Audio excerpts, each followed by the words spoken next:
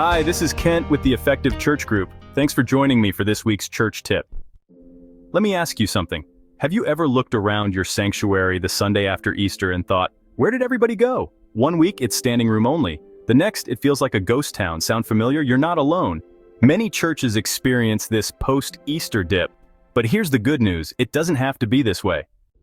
With a strategic approach, you can transform those fleeting holiday crowds into a consistent, engaged congregation. So, how do we move from ghost town to growth track? First, let's talk about the importance of a clear and intentional assimilation process. It's not enough to hope visitors return. We need to guide them on a journey from first-time guest to active member. This involves more than just a friendly handshake at the door. It requires a well-thought-out plan that includes follow-up communications, opportunities for connection, and clear next steps.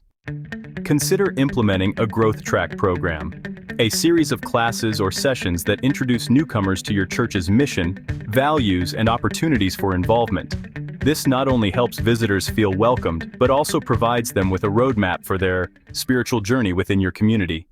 Next, evaluate your church's culture. Are you fostering an environment that encourages growth and engagement? This means creating spaces where people can connect beyond Sunday services. Small groups, volunteer teams, and social events all play a role in building a vibrant church community. Remember, consistency is key.